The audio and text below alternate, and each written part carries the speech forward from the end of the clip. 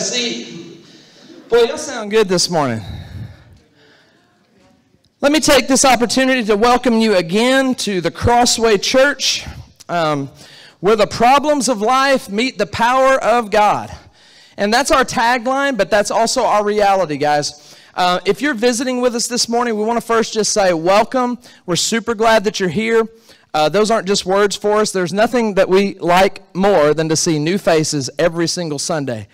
And we can't wait for the day when we have to take the walls out of this room and extend the chairs and the seating area into the next room that's exactly this size as well. So we want to double and double and double until we outgrow this place entirely.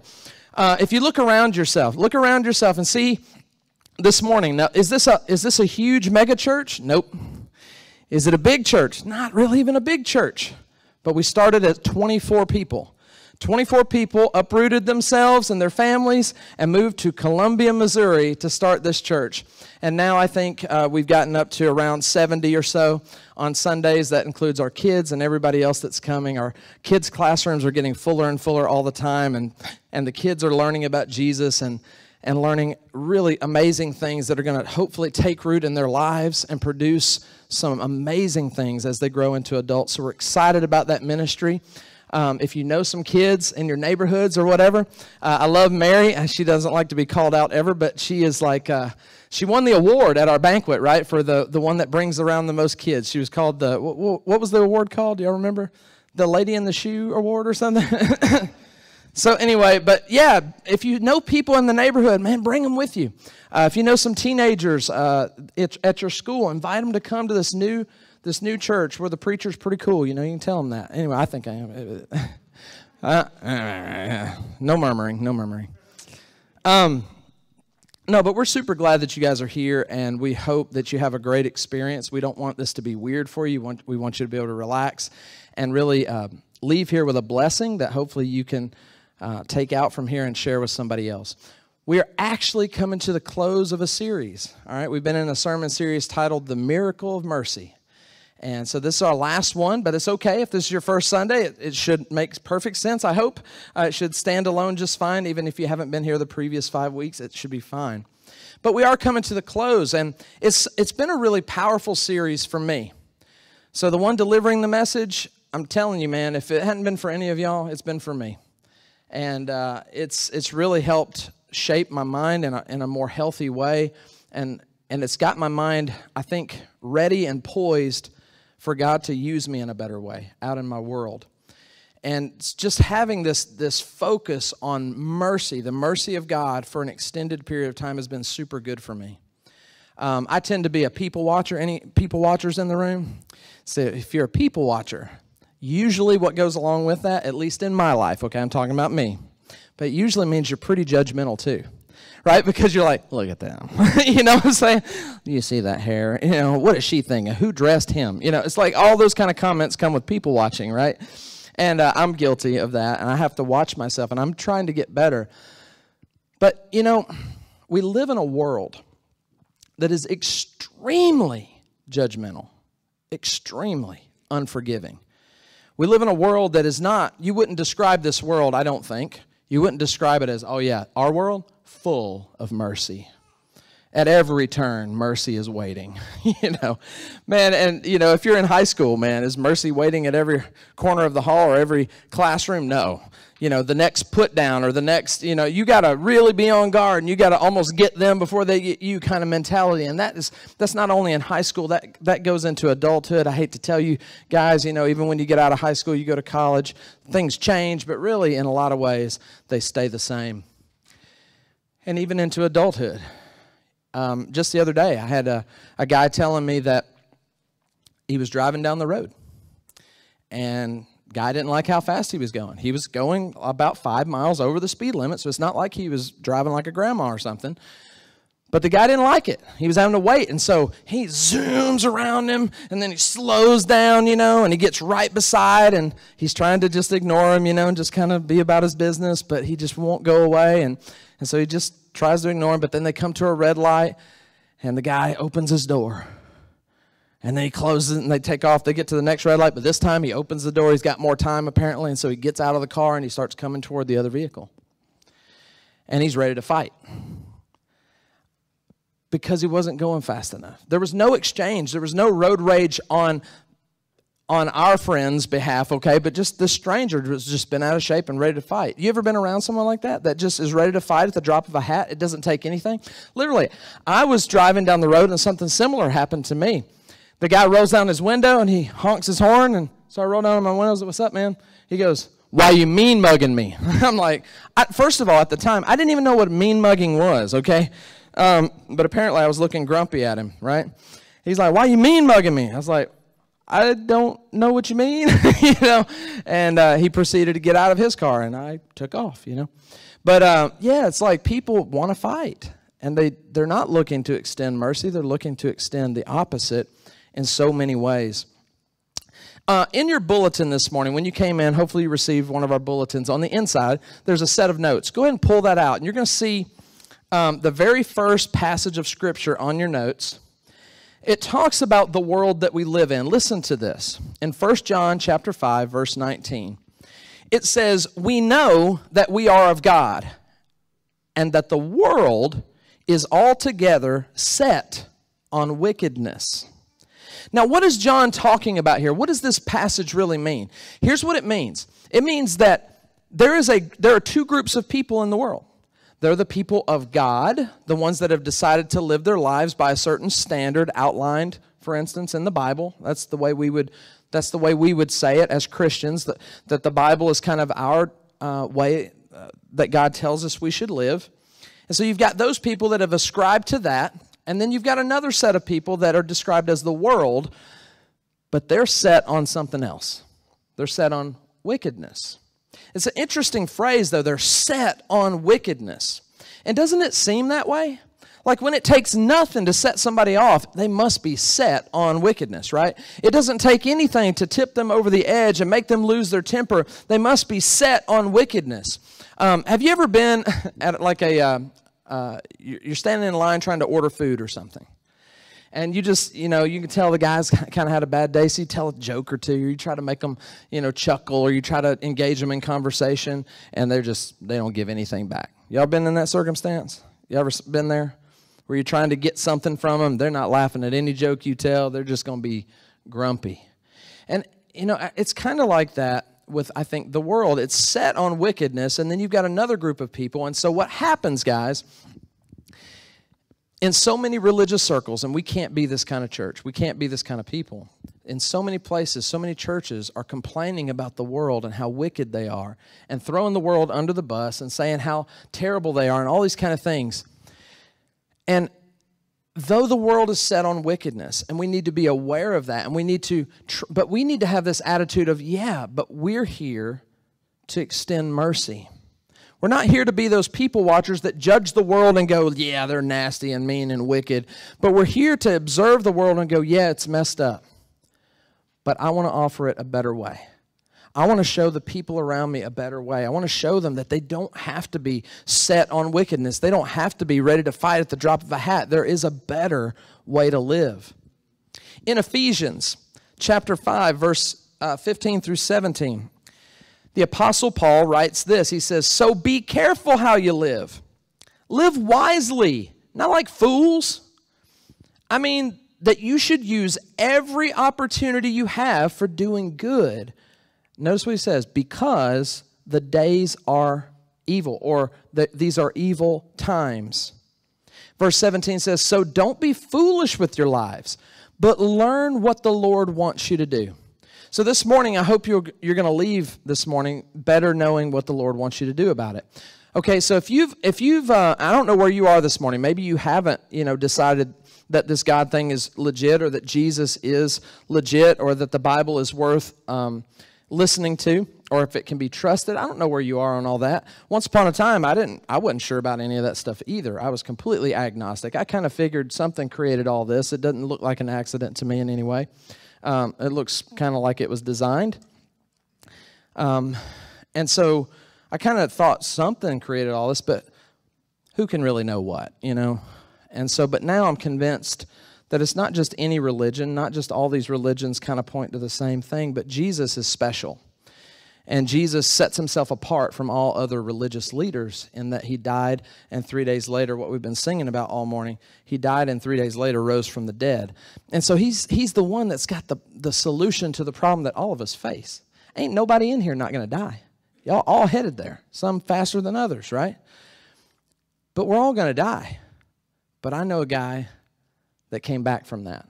And he happens to promise that we can come back from it too, and he can solve the death problem for all of us. And so knowing that that's the case, that here we are, there's two groups of people. We find ourselves in a world that is set on wickedness. We're instructed, okay, in that case, since the days are evil and since the times are evil and we're surrounded by this evil, then here's the call. Live wisely. Don't live foolishly. In other words, live not carelessly, but live carefully. Live using your brain and live learning what God wants you to do. Now, that's a pretty simple concept, but it's not super easy to do.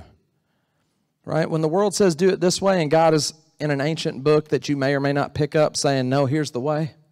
Yeah, it's easier to do what's right in front of you than to pick up the ancient book, trust it enough to listen to it, and then actually put it into practice. And oh, by the way, when you do that, it makes you weird because everybody else isn't doing it. So it's not an enviable position, I think, to be a disciple in some ways, and yet it is the best way. And it's a way that leads to lasting marriages. It's a way that leads to a life where you can see your children grow up and become productive citizens in the world that will then also do great things for God. It's a life that leads to joy in the midst of terrible circumstances that might happen to you in this world, that you can still rise and transcend those things. It's a life that is the only way worth living. I would never go back to the way it was before I knew Jesus. There's no way.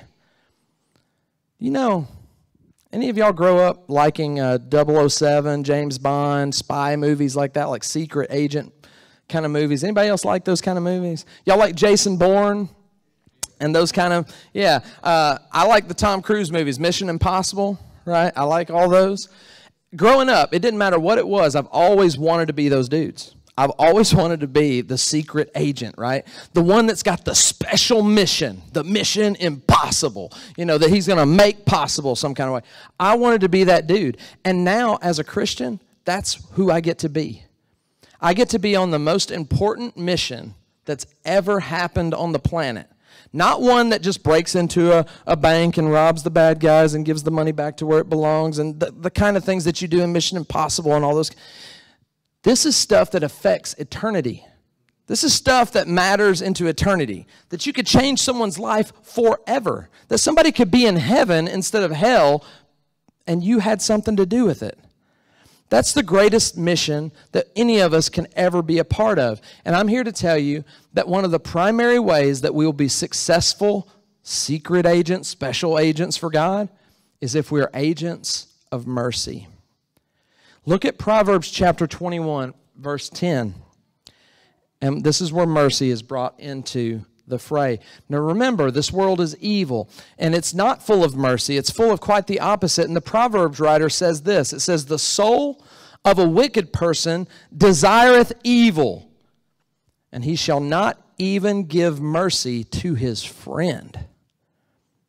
Man, we live in a world where friends don't even give mercy to their own friends. Where friends throw their friends under the bus. Friends are only interested in saying something that benefits them and not you. They're not always looking for your interests first. Y'all ever had a friend like that? A friend like that? I don't know what your friends are like, but that's another huge advantage that we have when we come into the kingdom of God, when we come into the church. The church is not some random building that we meet at. It's not brick and mortar. The church is the people of God, the family of God.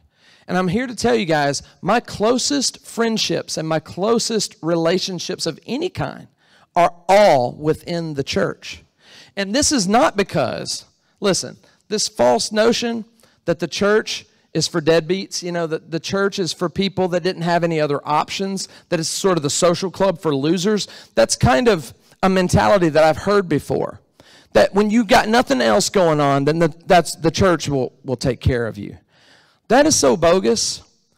Man, I had hundreds of friends before coming to Jesus.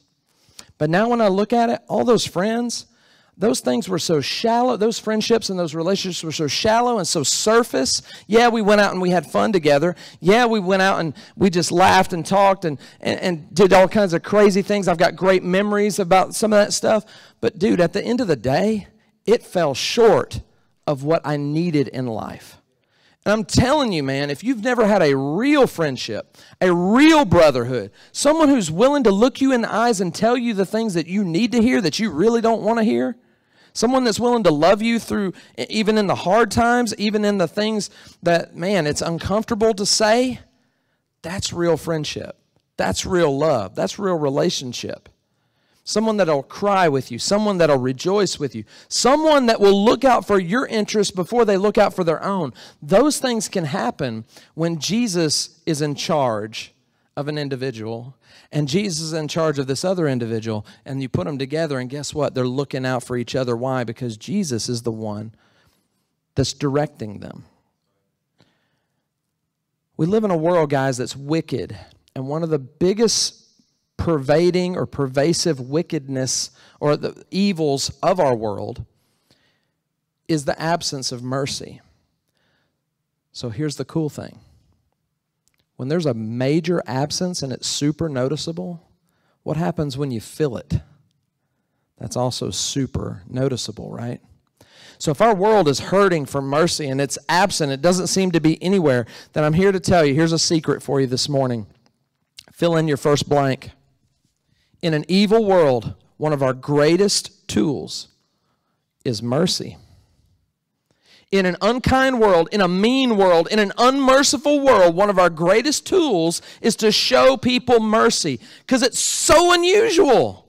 Showing mercy means thinking about the other person instead of thinking about myself. Who does that? It's rare. There's always some ulterior motive, right? Even if they're doing something nice. You ever have somebody do something nice for you and you go, what's in it for them? What are they really up to? Why are they really being this nice? You ever felt that way? Yeah. We're suspicious of that stuff because it's so rare. And we can't even hardly believe it. It's almost too good to be true when it actually comes. But the cool thing about that is, even though they might be suspicious at first, if you follow through and you're genuine and you really are just extending mercy because they need it, it has nothing to do with benefiting you, but you just do that, that will eventually, that genuineness will eventually come out, and that person will go, I like this. This is different. This is something missing in my life, and I want it. And I want to tell you guys, you don't know anything about me if you're new here. You don't know anything about Crossway Church, but I just want to tell you, we're not just talkers about this stuff. We live this. Day in and day out, we're involved in each other's lives. When we invite you to become a part of Crossway Church, we're inviting you into our lives, not just into a seat on Sunday morning. And we're here to say, look, if you need mercy, we want to be the ones that give it. If you need somebody to cry with, if you need somebody to talk to, if you need some counseling, if you've been going through something, maybe you've been going through something for years, maybe you've endured some type of abuse, maybe it's verbal, maybe it's physical, maybe it's sexual abuse. Listen, we have church members here that have been through those same things. And we believe very strongly that God allows sometimes for us to go through things like that so that we can help somebody else who's going through it as well. We want to be agents of mercy on the most important mission this world has ever seen. And we invite you to be a part of that with us. Look at, this is not on your notes, but you might jot this down somewhere in the empty margins. Philippians chapter 2, verses 14 through 15. Look at what it says. It says, do all things without murmuring, and do all things without disputing. Excuse me.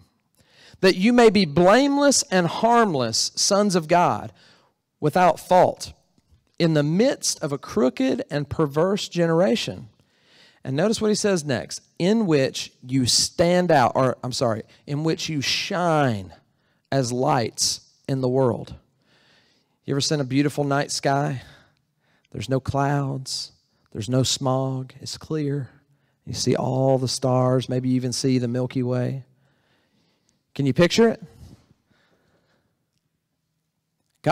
God says that you can stand out in your world. If you extend mercy in the absence of it, it's nowhere else. No one else is giving it. In fact, everybody else is judgmental. He says you're going to stand out.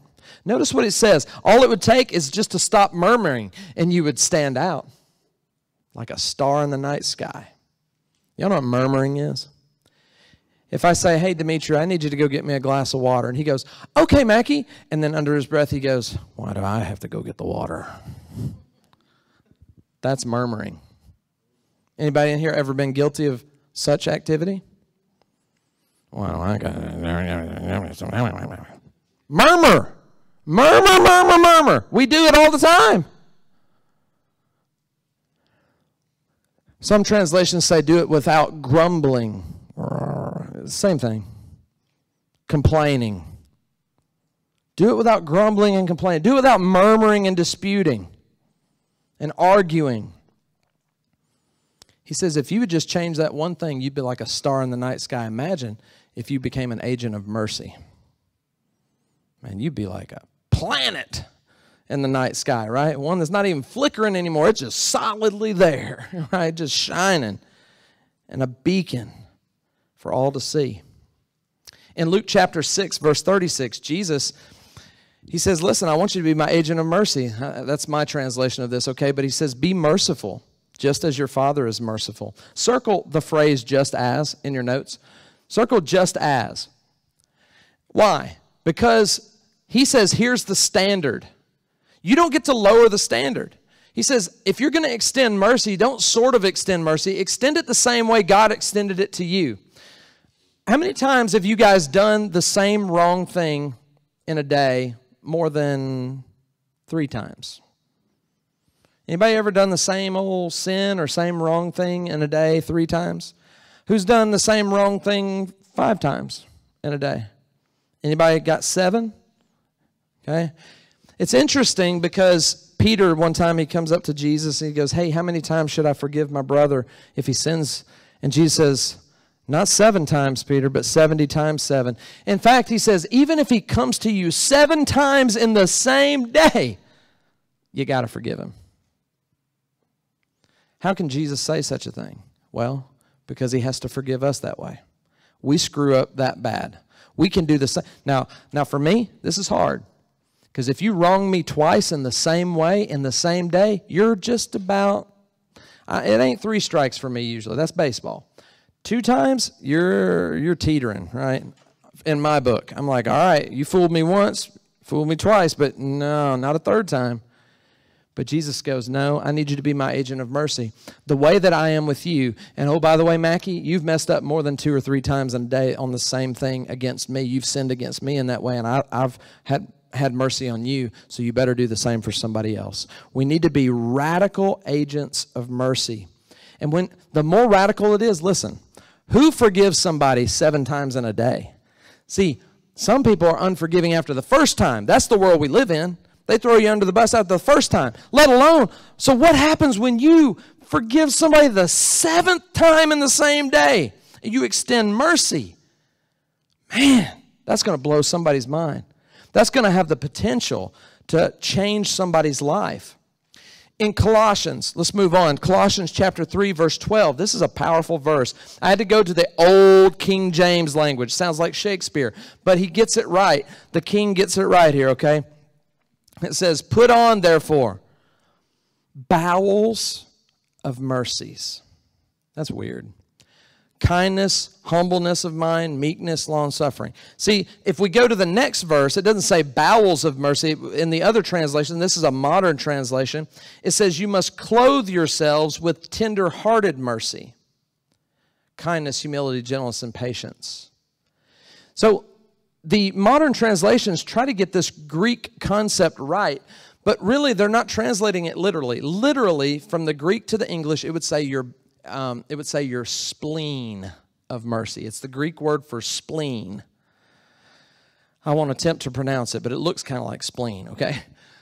But it's the Greek word for that. And what it's communicating, it's kind of like an idiom, a Greek idiom, to say that it's welling up from deep inside you. This isn't some surface, oh, I'm supposed to. So it's kind of like when you tell your kids, hey, tell your brother you're sorry, and they go, sorry. You know, it's not that. It's coming from deep in your bowels. He says, if you want to be an agent of mercy, you need to clothe yourselves, put on the bowels of mercy. What in the world does that mean? Let me ask you guys, and by the way, I've noticed a few things this morning about you guys. I noticed that you all put clothes on. That's good. That's good. You go to Walmart late at night, it's not always true, but I mean, you know, but here, y'all did good. Y'all put on clothes. That's great. Some of y'all put on makeup. Also, y'all look nice. All you guys look nice with that makeup. No, just kidding. So it's okay to laugh. I know it's not that funny, but I mean, you can laugh. Help me feel better. Some of y'all put on hats. Look at that concrete hat. Boy, that looks good. Looks good on you, man. Listen, some of y'all put on a smile. Some of y'all put on a stank face. Some of y'all mean mugging this morning. No, but when it says put it on, I wonder how many of y'all, I know y'all all put on shirts or dresses at least or something. But I wonder how many of y'all woke up this morning and said, I need to put on mercy. And not just any mercy, I need to put on the bowels of mercy. And yet, this is what we're called to do. Let's dive in, and I'm going to kind of speed things up here, but I want you to appreciate, and I want to give you something practical to leave with today, something you can actually go out and do. The first part of this section is going to cover what we need to do in order to clothe ourselves with mercy, okay? So in order to clothe yourself with mercy, the first thing you need to do is you need to start looking and listening for people's needs. Write that down.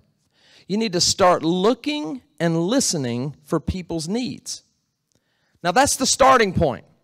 The starting point is to start looking and listening for people's needs, the needs of people in your neighborhood, the needs of people at your workplace, the needs of people in your family, the needs of people that you hang out with, your friends. If you go to some sporting event, a soccer game, a baseball game, a basketball game, you need to look for and be aware of the needs that are around you. Because I can promise you this, everywhere you go today that people are present, you're going to a place filled with people that have needs.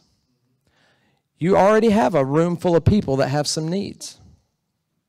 Everybody has needs. You just have to look for them. Now tell me, how many random people do you think that show up at a basketball game or at the basketball game that they paid a ticket price for to watch their child play? How many of those parents do you think go to that game looking at anything but their son, let alone looking around to see if they see anybody that looks like they could really need some help with something? Like, who does that? I'm telling you guys, the thing that I'm putting you on today is so rare that if you will do it, God will use you in a powerful way because no one else is doing it. You go to a restaurant, and you know do you know when most waiters and waitresses say the worst time to work is? Sunday. You know why? Because they say the church people tip the worst. That's horrible. And that is not who I'm going to be. Especially, and it's even worse when you go, hey, you should come to church. Here's our church card, and I'm going to give you $1 tip. What is that?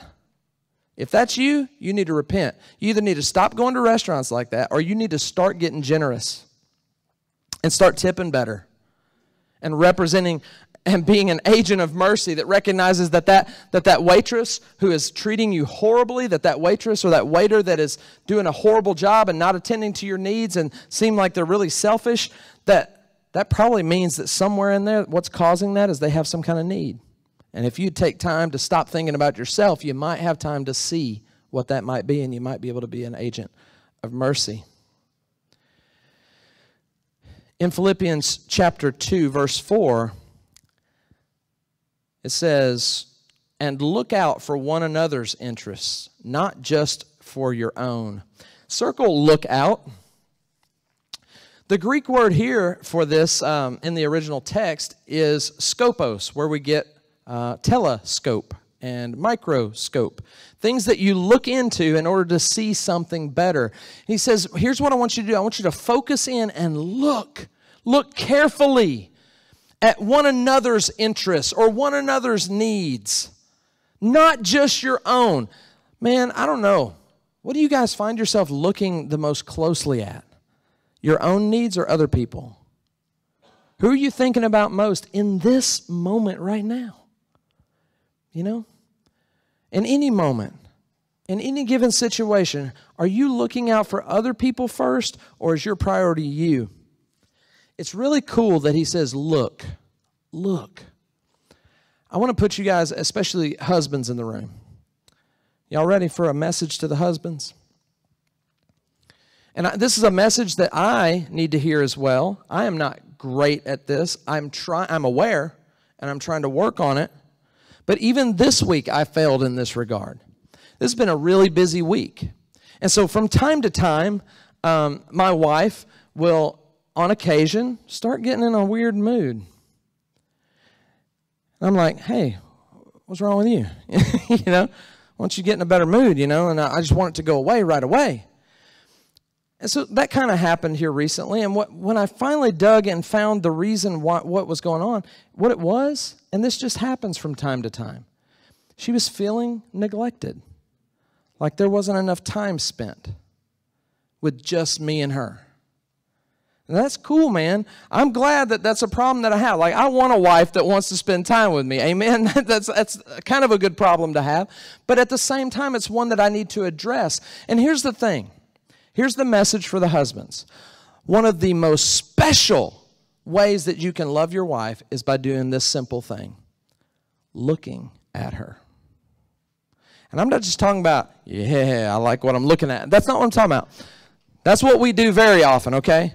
All right, what I'm talking about is looking into her eyes, not into other things. Look into her eyes and give her your undivided attention. It's one of the greatest acts of love that you can extend to anybody. It's just giving them your time. See, you can get more and more gifts. You can keep getting more and more gifts all the time. Gifts are endless. But you know what you can't ever get back? Your time. So when you give it to someone, it's the ultimate gift. When you give them your undivided attention that no one else is getting, oh man, that's even more special. And then when you make that eye contact, husbands, I'm telling you, this was to your benefit. It will benefit your wife, but I promise you, whatever you input into her is going to output and it's going to be magnified. It will. They are multipliers. God made them that way. They multiply. That's what they do. Got a little baby over there. It's proof. She multiplied. That's what we do. The husband has a little input, right? And then out comes this amazing thing, right? They magnify your little input and they turn it into something great. But you know what else they do? If you give them negative, they're going to magnify that too, and you're going to get that too. They're multipliers and magnifiers. We need to start loving people. My kids, I remember Kayla one time. I was watching a game, I think it was, and I had a book in my hand, or no, I think it was my laptop. Laptop in my hand, I'm typing, I'm looking at the game, I'm typing, I'm looking at the game. And so I'm focused on kind of two things, and Kayla's trying to talk to me. She's little. She crawled up in my lap, sitting on the side of the chair. There's not room for all that, but she's climbing anyway. And she's not climbing carefully so as to not interrupt me, you know, what I'm doing. And finally, though, she's talking to me, and I'm like, yeah, baby, okay, yeah, that's cool, oh, that's awesome, you know, and I'm not really giving her my attention. And she reaches over, and she grabs my face and turns it to me and goes, look at me. She may not remember that, but it was in that moment that I felt like this extreme amount of just guilt and laughter and joy all at the same time. It was a weird feeling. But it taught me something. It's like, man, people want to be cared for. They want your attention. They want to be looked at. And so the scripture, when it says, look out for one another's interests, not just your own, God knows what he's talking about. And it is to your benefit. That's some of the best marriage advice I can give you. Give your time. Give your attention. Look at them. In Mark chapter 10, verse 21, A young man that's very wealthy comes up to Jesus, and he asks him about eternal life, asks him some questions, has a whole conversation. And when the young man wasn't understanding the thing that he needed most, in verse 21 it says, Jesus looked at him and loved him. The same kind of idea that he looked at him, it happens with Peter. After Peter denies him for the third time and the rooster crows, it says he looks up and they make eye contact. Him and Jesus look at each other. Same word. And Peter is devastated. There's something about looking at someone with love. It's connected. We need to be looking how we can help others, not just ourselves. Number 2.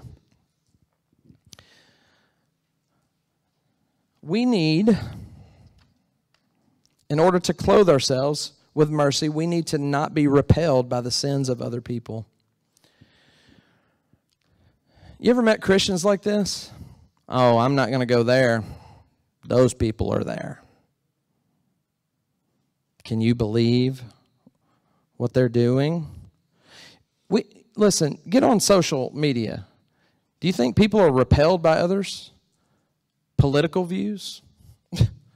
They don't even want to hang out. It absolutely repels them. If you believe that and you support that, we can't be friends. That's the world we live in. If you disagree with someone, especially about certain hot-button issues, you disagree about it, and you try to have a conversation to explain your disagreement, you'll get canceled. We have the cancel culture right now, right? You can't even have a disagreeing conversation politely and respectfully. You can't disagree, or I'll cancel you. I will be repelled. This is the world we live in. So if you want to be an agent of mercy, you can't be repelled by differences. You can't be repelled by people's sins or faults. In fact, you need to be drawn toward them. If all you ever do is you're drawn to people that believe the same things that you do, you know what will happen? This church will grow old and it will die. The doors will close. You have to go find new people.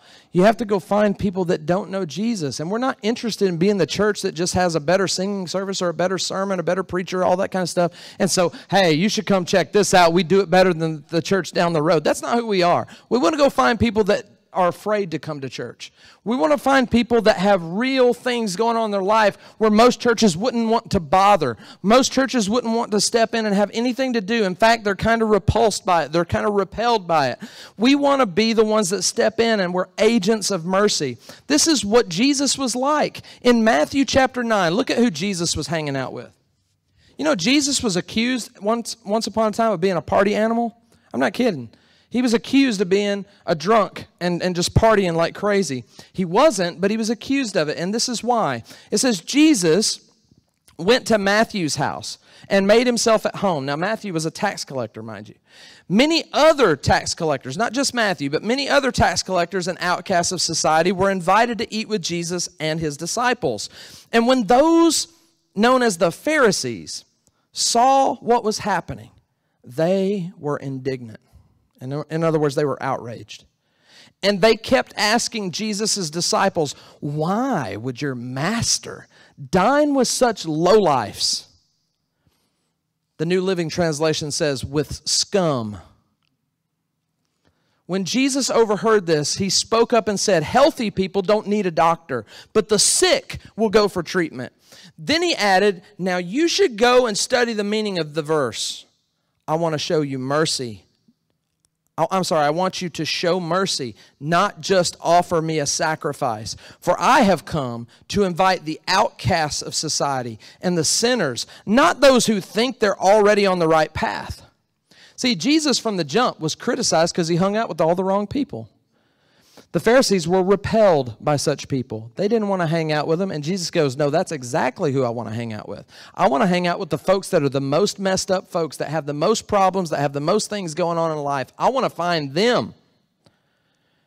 And guys, that we refuse to be any other kind of church. We want to find those people. We want to show them a better way. We don't want to come and extend judgment upon them and be repelled by them. By the way, if you're repelled in your mind even, you're kind of disgusted and you just kind of think a certain kind of way about those people, I mean, you might as well, because it's going to come across. People are going to know whether you really want them around or not. People are going to know. People aren't stupid. They know when you're genuine, when you're real, and when you're fake. We don't want to be fake. We genuinely want to meet as many people as we can that have so many things going on. Guys, because that's who we were. There's not a single person on this church plant that didn't have gobs of problems before Jesus turned things around for us. In Jude chapter 1, well, there's only one chapter, but verses 22 through 23, it says, "Be merciful to those who doubt. Save others by snatching them from the fire. To others, show mercy mixed with fear, hating even the clothing stained by corrupted flesh." This is a really important passage. I want you to leave that on the screen for a minute. I want us to really hone in on this for just a second, because there's a lot of wisdom here that maybe you don't see at first glance.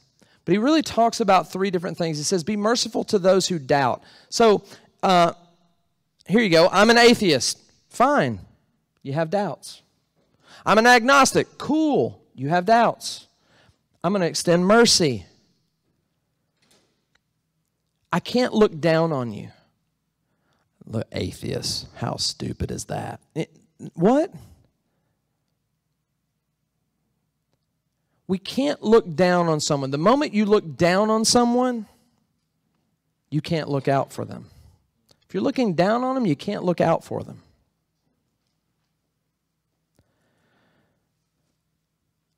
Listen, I don't know what I believe right now. Cool. You have doubts. Your faith is wavering, another translation would say. I'm going to show you mercy. Listen, this is a place to bring your doubts. This church is not afraid of your doubts. Listen, the truth is not afraid of your questions.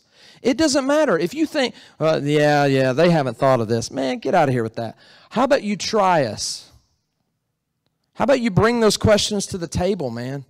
Because there is nothing to be ashamed of. You got questions, you doubt whether the Bible's legit, you doubt whether Jesus is legit. Cool. That's the conversations we want to have. Because listen, if you're right and it's not legit, I want to go party with you. Okay? You know what I'm saying? I don't want to waste my time with this church stuff. But here's the thing. I don't think that's the case. And I would love to show you how I didn't hang my brain up to become a Christian. How there's real reasons to believe that Jesus is legit and the Bible is solid. But don't think that we or that God is repelled by your sin or your doubt. We want to extend mercy. God wants to extend mercy. He wants to help you through these things. So now, what's the rest of the wisdom in here? It says, save others by snatching them from the fire. I want to put you on something here. It can be hot when you try to rescue somebody and extend mercy. It can get hot. It can get messy. It can take a lot of time and energy, and it can stress you out to pull somebody out of a fire, right? But then it gives us another one. He says, to others, though, show mercy, yes, but you got to mix it with some fear. Why?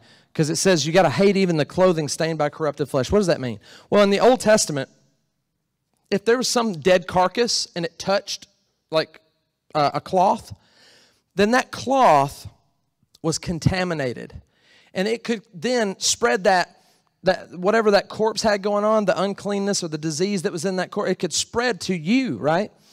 And so that even the clothing that touched the defiled thing, the thing that was sinful or full of disease, even the clothing you had to watch out for. So here he's kind of using this analogy to go, listen, when you go pull people that are in sin out, yes, you need to go extend mercy, but you need to be careful that you don't get drug into it. You need to be careful. You need to mix that with a little fear. So it's not just like, okay, it's not just a free-for-all. God says, we got to be merciful. They're out there sinning it up. Hey, no big deal. No, it is a big deal. But I want to get you out of it because that's dangerous and it's sinful and it's going to hurt you now and it could hurt you into eternity if you don't fix it. But I'm not repelled by it. I'm just cautious. It's kind of like the firefighter who runs into a burning building to rescue somebody. Do they go in without their fire suit? Of course not. They put their fire suit on. They're not repelled. They go, oh, no, there's a fire. I can't go in there. No, they're firemen. They're supposed to go in there. And you're agents of mercy. You're supposed to go in there and engage people that are in sin.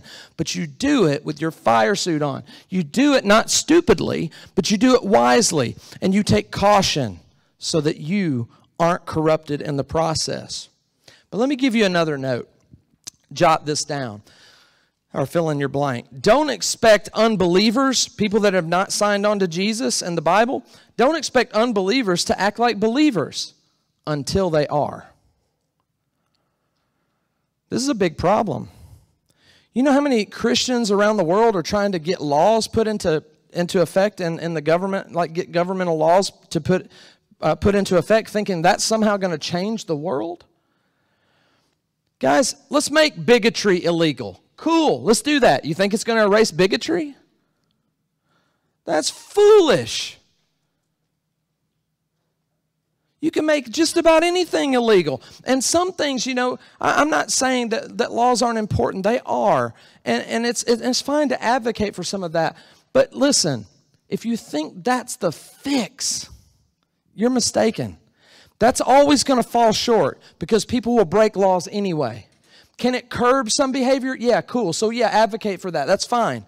But man, we need to be agents of mercy that can be a part of the real, like forever solution.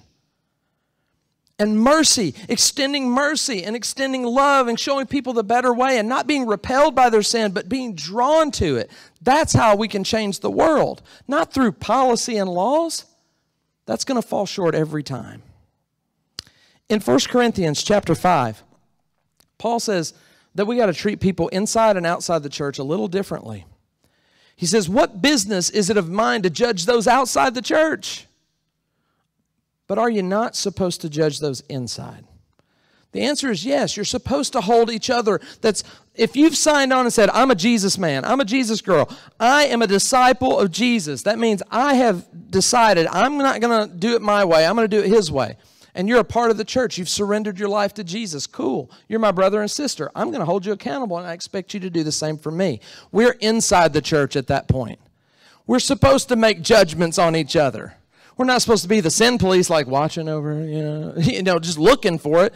But we are supposed to hold each other accountable. But man, we're not supposed to hold the world accountable to a standard they haven't signed on to. We can't operate that way. It's not our business. It's not our job. We can point people to a better way, but we can't ultimately expect them to live by a standard they have not agreed to. Let me give you the third one. If you're going to be an agent of mercy that clothes yourself with mercy, you need to choose your words carefully. Some of y'all really need to hear this. Some of y'all, whatever comes to your mind, it just is instantly on your mouth. You have no governor. You have no filter. But listen to what Paul says in Colossians 4, verses 5 through 6. He says, be wise in the way you act toward outsiders. Make the most of every opportunity. Let your conversation always be full of grace, seasoned with salt. Circle seasoned with salt.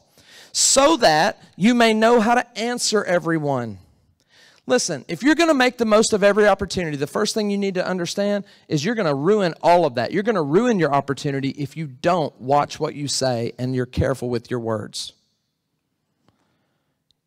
But if you want to make the most, you need to season your mouth, season your language, your speech with salt. What does that mean?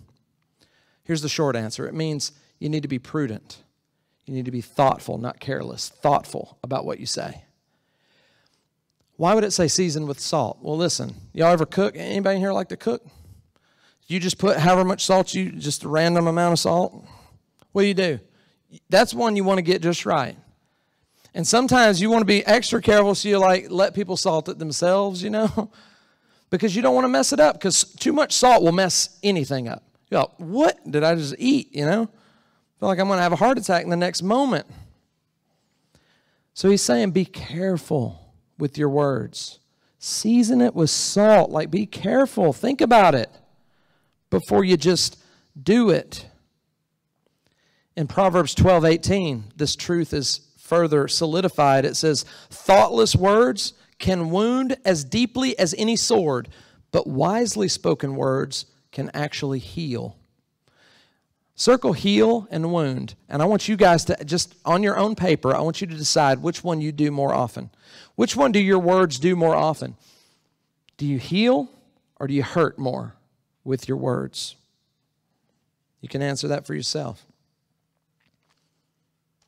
Finally, number 4, if you're going to put on or clothe yourself with mercy, the bowels of mercy, you need to value saving people over keeping rules.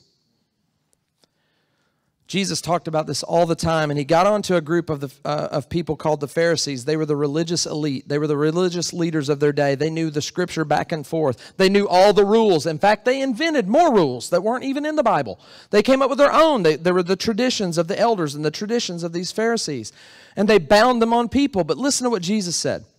How terrible for you teachers of the law and Pharisees, you hypocrites. You give to God 1/10. That's a tithe, right? You give him 1/10 of the seasoning herbs, such as mint, dill, and cumin. But you neglect to obey the really important teachings of the law, such as justice, circle mercy, and honesty or faithfulness. These you should practice without neglecting the others. Listen, he's saying, look, it is a good thing for you to give 1/10 of your stuff. It's a good thing to tithe. Jesus says it. People say, Jesus never talked about tithing. Well, not exactly. He kind of talks about it here. And he says it's a good thing. You should do it. But don't do that thinking that's what's going to make you good with God while you're not merciful to people.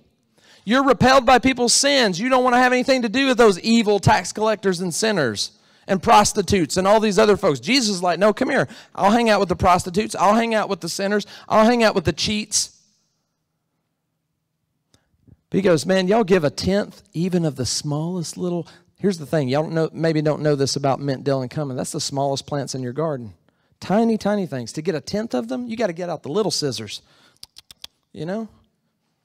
I mean, they were about it. They were following the rule precisely and then neglecting what God said is the most important part of the law, and that's extending mercy to people. So we need to value people over keeping rules. Saving people is our priority, not keeping rules and going through the religious motions of church. We want to do things that matter. We don't want to stand up here as Crossway and do weird things just for the sake of some tradition that's been going on forever. We want to have real conversations with real people and fix real problems. Because people are Jesus' priority. People need to be our priority.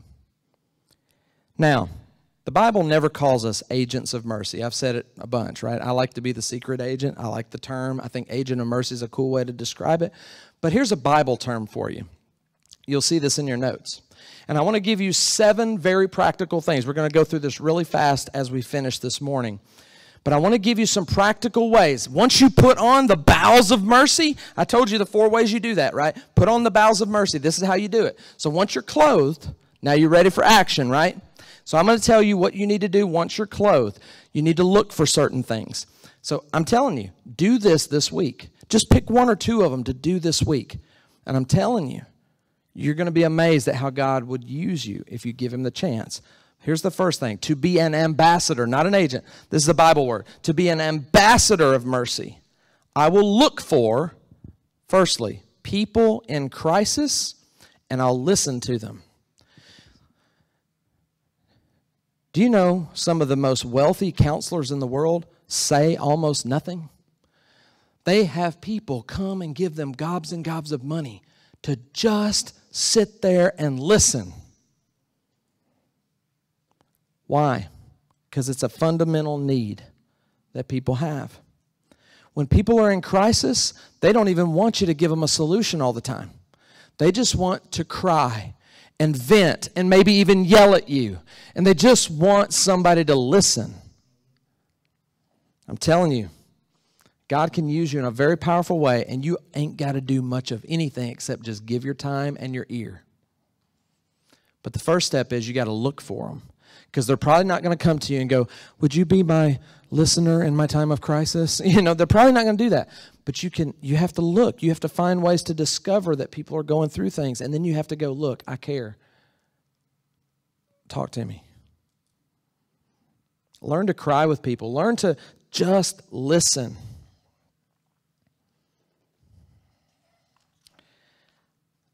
In Galatians chapter 6, verse 2, that's what is talked about here. It says, carry each other's burdens, and in this way you'll fulfill the law of Christ. What's the law of Christ? To love God with all your heart, soul, mind, and strength, and to love your neighbor as yourself. One of the most fundamental ways that you love, one of the most fundamental ways that you can extend mercy is by looking for someone that's hurting and just listen. First, we need to understand what's a burden. A burden could be a lot of things. It could be a physical burden. It could be a financial burden. It could be a relational burden. You know, somebody's just broke up with somebody. It could be, most of these burdens are emotional stress is what they amount to. And when people are under emotional stress, they are burdened and bogged down. They get depressed. They're going through a crisis. It dampens their emotions. It dampens their spirits. And here, Paul says, carry each other's burdens. So how do you do that? Well, I'm telling you, a big part of it, a big step in the right direction is just listening. Just listen. Number 2, I told you we'd go through this fast. I'll speed up even more. We need to be looking for people. Once you're clothed with mercy, then go look for people with unmet needs and help them. Meet the need. What a concept. But here's the thing. You're not going to do it if you don't go look for it. See, we're waiting on needs to fall in our lap, but that's not the call. You want to be an agent of mercy, you have to go look for the needs, discover them, and then offer to fill them and help. Practical needs. I'm not talking about weird stuff. Don't go paint someone's fence who doesn't want their fence painted. That's stupid. Don't do that. Just so you can check the box. I did something nice today. He didn't want it, but it's nice. You know, don't do that stupid stuff. Right? Find a practical need. Hey, man, do you need a car? I noticed yours was in the shop, man. You need a car? You need to borrow mine? I got 5. Why do I have 5 cars? I mean, I don't have 5 cars. My family. But you know what I'm saying? But we got cars. You know if somebody need a car? What? No, you have a car. No, you can if you need it. You do? Okay. All right, we'll talk. You can use Kayla's. I'll drive her to school. All right. Hey, we're being practical this morning. Okay.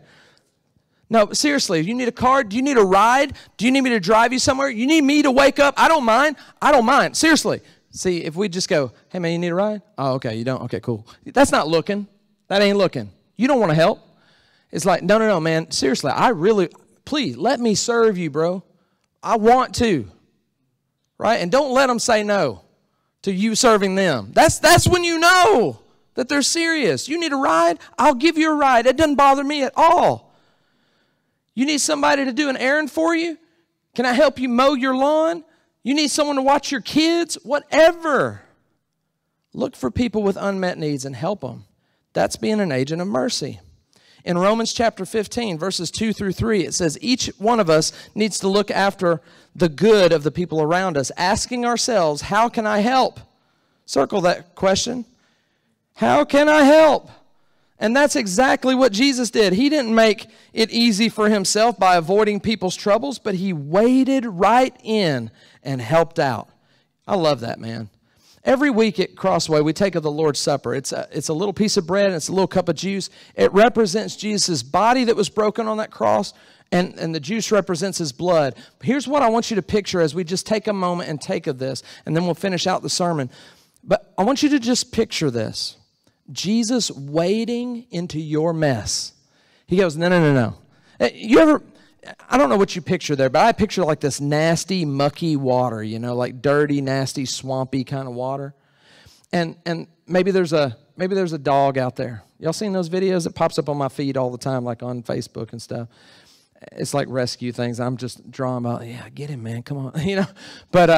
But you see it out there, and you see the couple of guys that are like germaphobes like myself, and they're like, is the dog really worth it? You know, I hope someone goes and gets him. I don't really want to, but Jesus goes, no, hey, step back, I got this. And he's wading into the mess that is our lives. I want you to think about the worst mess you've ever gotten yourself into, and Jesus goes, that's where I want to be. I'm willing to go there. And you know how I know he's willing to go there? Because he went to a cross. There ain't nothing worse than that. He went to a cross for all of us in our mess. And he died a miserable, torturous, humiliating, agonizing death. He went through emotional pain, spiritual pain, physical pain, every pain you can think of. He went through it and endured it because he says, those people are worth it. The ones that are killing me, the ones that are actually presently nailing me to this cross, Father, don't hold it against them. Forgive them. They don't know what they're doing. He was willing to do it for us so we could be with him forever. I'm going to pray, and then our worship team is going to sing a song, give you a chance just to take of the Lord's Supper. It's optional. You don't have to. But if you want to take of that and just remember Jesus' sacrifice for a few moments as we sing the song, you'll have the opportunity to do that. Let's pray. God, thank you for wading into our mess, being willing to come. There was nothing too ugly for you in our lives. You wanted us so desperately that you're willing to send your only son to die. I pray as we take of these emblems that represent your body and your blood, I pray that we not take them lightly, that we'll look inside ourselves, that we will ultimately just reflect on who we need to be and how we need to be agents of mercy that are more like Jesus was toward us. I pray in Jesus' name. Amen. Amazing grace, how sweet the sound, amazing love, now flowing down from hands and feet that were nailed to the tree, as grace flows down and covers me. Amazing grace, how sweet the sound, amazing love, now flowing down from hands and feet that were nailed to the tree, as grace flows down and covers me. And covers me,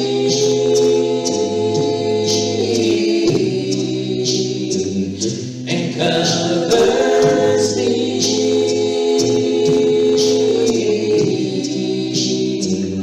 and covers me,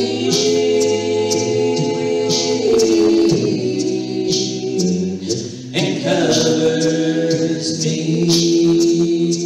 Amazing grace, how sweet the sound, amazing love, now flowing down from hands and feet that were nailed to the tree, as grace flows down and covers me.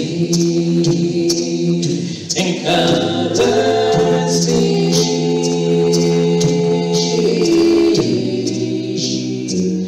and covers me,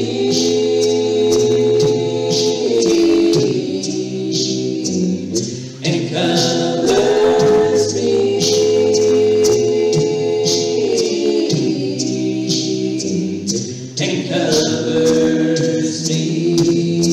and covers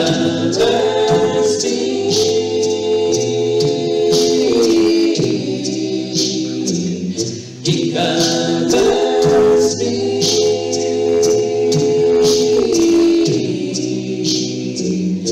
he covers me, he covers me,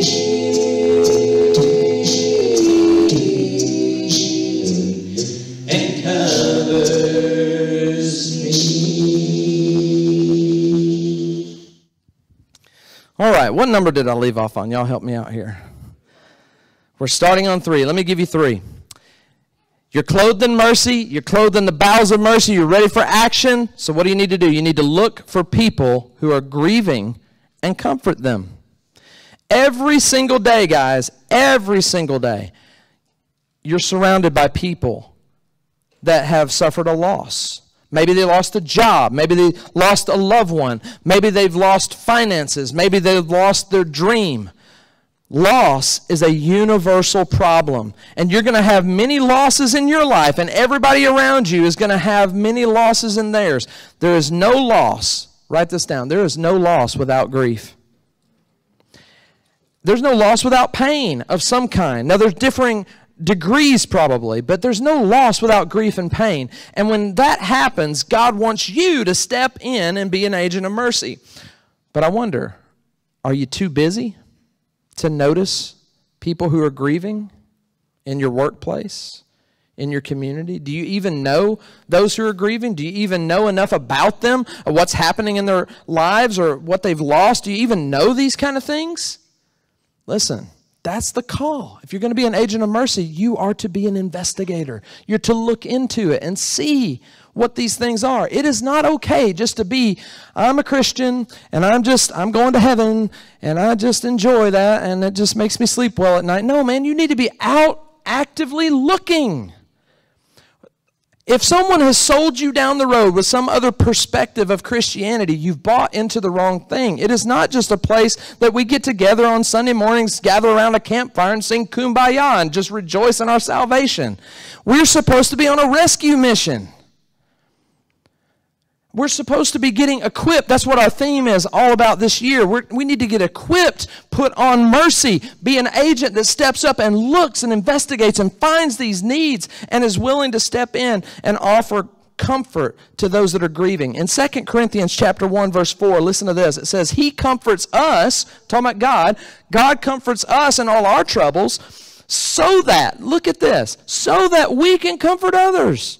When they are troubled, we'll be able to give them the same comfort God has given us. Listen, have you been through something tragic? Have you been through something that's painful? Have you had grief? Listen, don't waste it. God says you could use it. Use it to help somebody else, because I guarantee you, whatever you've been through, there's somebody else going through it too, or they're going to go through it. And if you can look and find those people, you can take that hurt and you can turn it into something beautiful, something that was so damaging that God has set you free from, and you've been able to put it behind you. Man, the next step is, now that it's behind you, let's go back to it and let's see who we can help get it behind them, right? That's what it's all about. Anybody in here need to know how to quit cussing?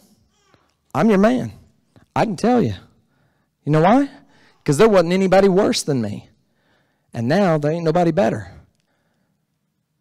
That's not to brag. I ain't cussed in well over 25 years. What? Not once.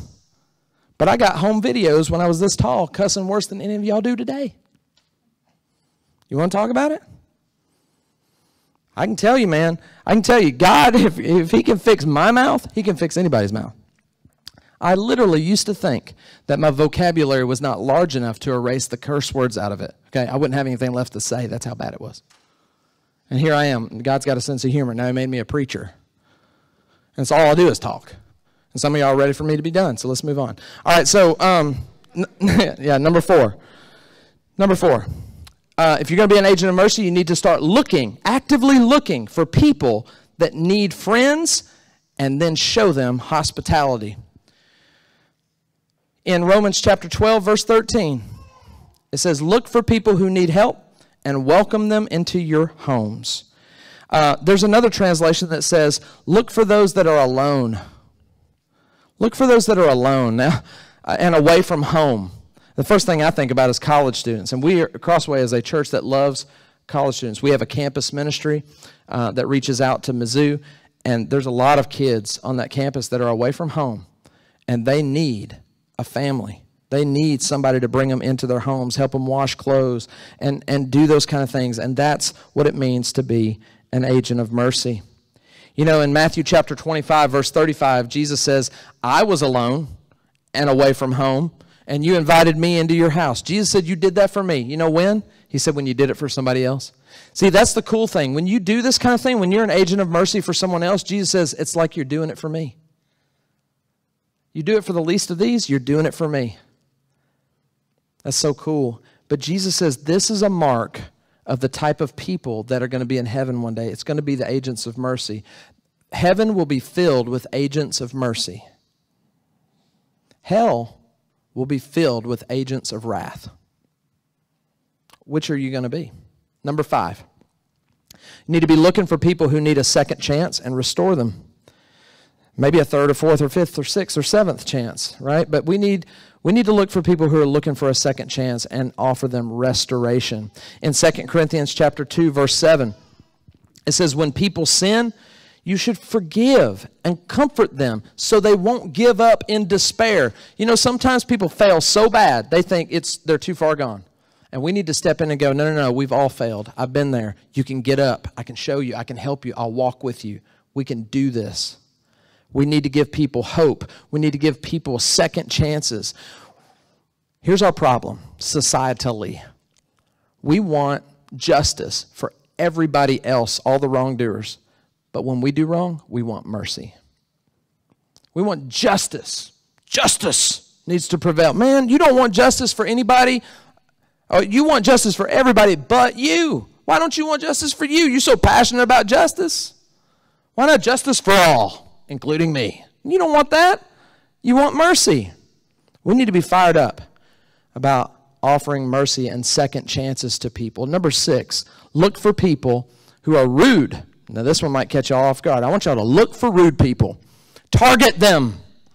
You're going to look for rude people. Go hunt them down. Don't avoid them. That's what you want to do, right? You're going to look for the rude people, and you're going to be kind to them this week. There's your challenge. Go hunt down the rudest person you can find, and then get closer to them and make it your job. No matter what, you're going to be kind.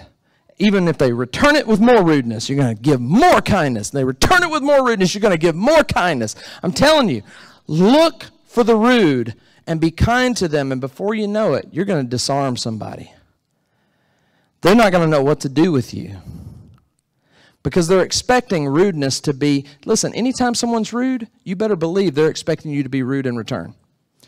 They're waiting on it. They've even got 2 or 3 comments ready. Like, I'm going to be rude. I know what they're going to say, and then I got something for them really good.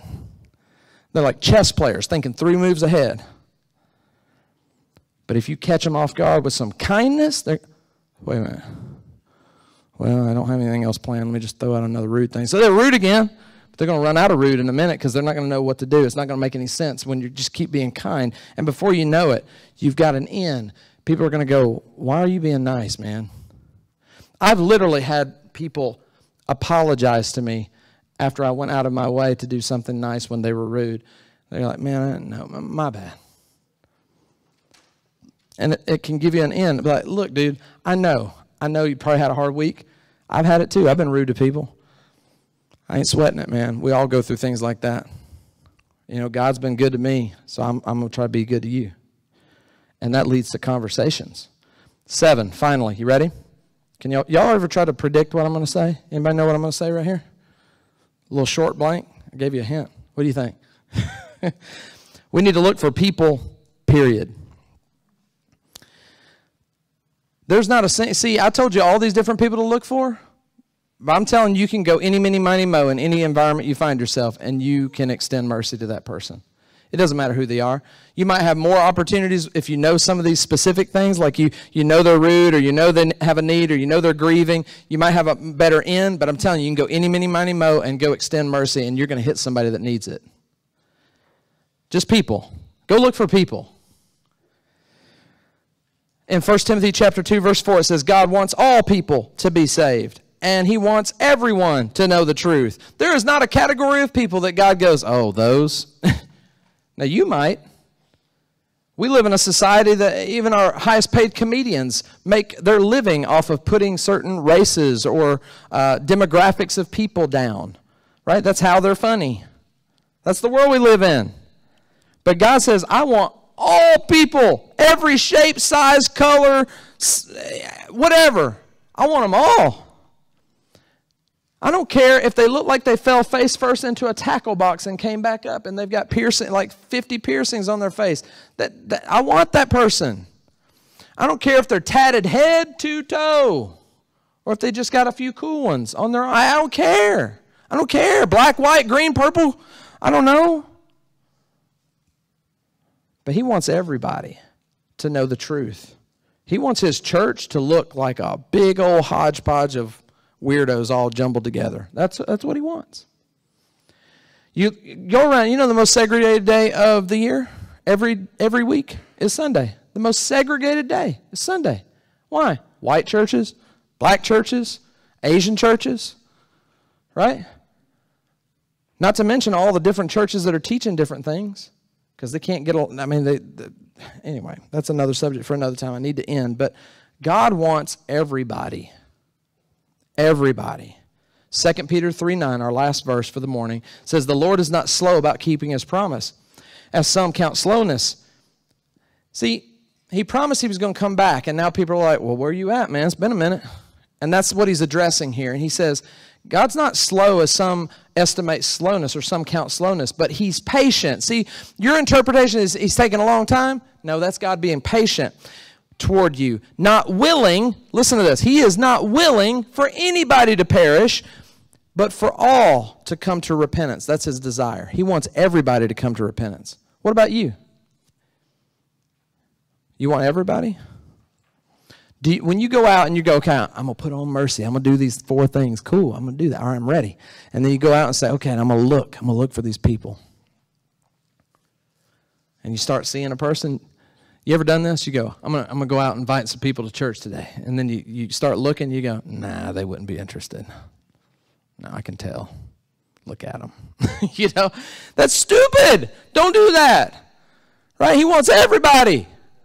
In fact, I would want to encourage you to find the ones that you ordinarily wouldn't invite, and that's the ones you need to target. Because you're probably just dead wrong. In so many cases, dead wrong. The ones that look intimidating, like when you're in high school, you got the real cool kids, and sometimes they're so cool they're intimidating, or they're so nerdy they're intimidating, or they're, you know, we get intimidated by everything. Do you know there's a fear of old people? There's also a fear of young people. The old people are afraid of y'all. Young people are afraid of y'all, right? Everybody's afraid of everybody. Why? You're intimidated. Why? Man, what about that biker? He's got the big old, you know, black jacket on and spikes. Got his girlfriend's got the chain around her neck with spikes coming off, and you know, and you go, nah, they probably wouldn't want to come to church. What do you mean? Go invite those clowns. Bring them. We need everybody. And I want to challenge you guys. Be agents of mercy. Put these things into practice. Just test me on it. Test God on it. It's not my ideas. These are God's ideas.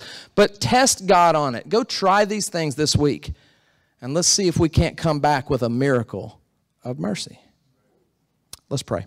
God, thank you for this morning. Thank you for your word.